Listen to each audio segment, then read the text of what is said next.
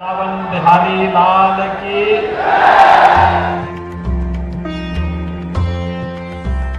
देश भर में धूमधाम से जन्माष्टमी का त्योहार मनाया जा रहा है।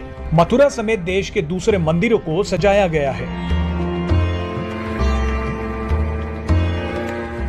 मुख्यमंत्री योगी आदित्यनाथ जन्माष्टमी के पर्व पर भगवान कृष्ण की जन्मस्थली मथुरा में होने वाले जन्मोत्सव का हिस्सा बने।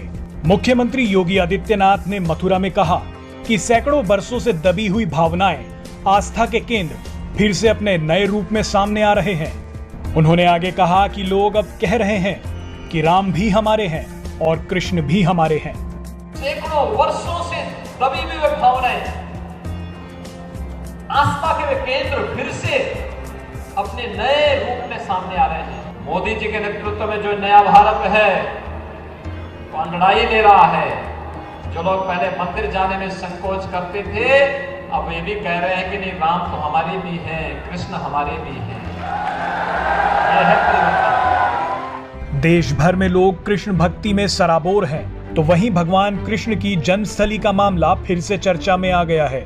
भारतीय जनता पार्टी के नेता हरनाथ सिंह यादव ने मथुरा के कृष्ण मंदिर और उससे सटी मस्जिद की एक तस्वीर को ट्विटर पर शेयर करते हुए लिखा कि यह दृश्य मेरे हृदय में कांटे की तरह चुभता है। लोग सोशल मीडिया पर लिख रहे हैं कि अब कृष्ण जन्मभूमि विवाद पर भी जल्द से जल्द फैसला आ जाना चाहिए। आपको याद ही है कि राम मंदिर पर सुप्रीम कोर्ट के फैसले के बाद से ही मथुरा में श्री कृष्ण जन्मभूमि परिसर का मामला स्थानीय कोर्ट में पहुंच गया था। भगवान श्री कृष्ण विराजमान की ओर से सुप्रीम कोर्ट के वकील विष्णु शंकर जैन ने याचिका दायर की थी। इसमें 13.37 एकड़ जमीन पर दावा करते हुए स्वामित्व मांगा गया है और शाही ईदगाह मस्जिद को हटाने की मांग की गई है।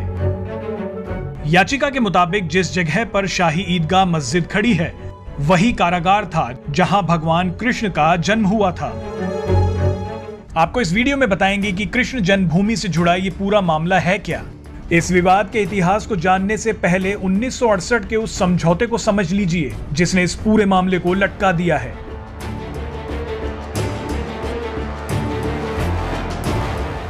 1951 में श्री कृष्ण जन्मभूमि ट्रस्ट बनाकर यह तय किया गया कि वहां दोबारा भव्य मंदिर का निर्माण होगा और ट्रस्ट उसका प्रबंधन करेगा।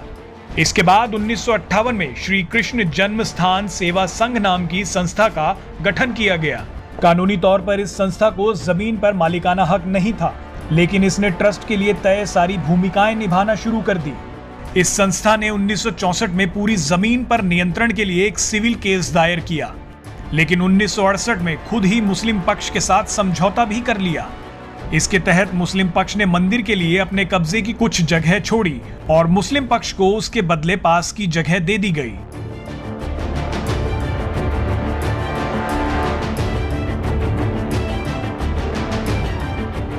साल था 1670 जब आक्रांता औरंगजेब ने फरमान जारी कर मथुरा में श्री कृष्ण जन्मभूमि पर बने भव्य मंदिर को ध्वस्त कर उसके एक हिस्से पर ईदगाह बनाने का आदेश दे दिया।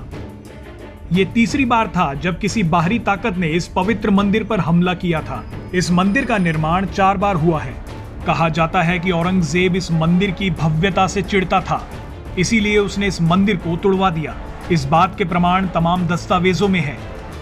इतिहासकार जदुनाथ सरकार ने औरंगजेब के मंदिर तोड़ने वाले फरमान का पर्शियन भाषा से अंग्रेजी में भी अनुवाद किया था। मुगल दरबार में इटालियन यात्री निकोला मनुची ने अपनी किताब में बताया कि कैसे मंदिर को तोड़ श्री कृष्ण जन्मस्थली पर मस्जिद बनाई गई। औरंगजेब के उस क्रूर फरमान के 100 साल बाद 1770 में मराठाओं ने मुगलों को हराकर यहाँ एक बार फिर मंदिर बनवाया। मुगलों के बाद आए ब्रिटिश शासनकाल में साल 1815 में नीलामी के दौरान बनारस के राजा पट्नीमल ने इस जगह को खरीद लिया। 1944 में राजा पट्नीमल के वंशज ने करीब 13,400 रुपए में ये 13.37 एकड़ जमीन बेच दी। इसे मदन मोहन मालवीय, गोस्वामी गणेश दत्त आदि ने मिलकर खरीद लिया। मदन मोहन मालवीय यहाँ भव्य मंदिर दोबारा बनाना चाहते थे, लेकिन इसी दौरान उनका निधन हो गया। 21 फरवरी 1951 में कृष्ण जन्मभूमि ट्रस्ट का निर्माण हुआ ताकि मालवीय जी के सपनों को साकार किया जा सके। सेठ जुगल किशोर बिरला ने इस ट्रस्ट का निर्माण किया, लेकिन 1958 में कांग्रेस सरकार के काल में इस ट्रस्ट को साइडलाइन कर नया संगठन बना दिया गया, जिसका नाम था श्री कृष्ण जन्मस्थान सेवा संघ इसी नए संगठन के चलते आज ये सारा मुद्दा फंसा हुआ है। कुछ लोगों का कहना है कि इस केस में प्लेसेस ऑफ वर्शिप एक्ट 1991 की रुकावट है। इस एक्ट के तहत सिर्फ राम जन्मभूमि बाबरी मस्जिद विवाद को छूट दी गई थी, लेकिन श्री कृष्ण विराजमान की तरफ से केस लड़ रहे पक्ष का मानना है कि 15 अगस्त 1947 को तो यहां मंदिर ही था। जो श्री कृष्ण जन्मस्थान सेवा संघ बना था 1958 में, उसने गलत ढंग से कॉम्प्रोमाइज़ किया 12 अक्टूबर 1968 में। और इस सेवा संघ में जो प्रभुत्व लोग थे, जिनका प्रभुत्व था, वो कांग्रेस के बड़े नेता थे, जैसे कि अनंत शय्यम अयंगार, ये लोकसभा के स्पीकर थे, बाद में बिहार के गवर्नर रहे। द्वारका प्रसाद मिश्र जी, जो मध्य प्रदेश के सीएम रहे, ये भी इस सेवा संघ में बहुत अहम भूमिका इन्होंने निभाई। और तीसरे व्यक्ति थे गोविंद मालवीय, ये ऑल इंडिया कांग्रेस कमेटी के जनरल सेक्रेटरी रहे और उसके बाद सुल्तानपुर से कांग्रेस की तरफ से लोकसभा मेंबर रहे। तो हमारा यही कहना है कि ये जो कॉम्प्रोमाइज़ किया गया, ये पूरे हिंदू समाज के साथ फ्रॉड है और भगवान की संपत्ति के साथ किसी भी आदमी को कॉम्प्रोमाइज़ करने का कोई अधिकार नहीं है।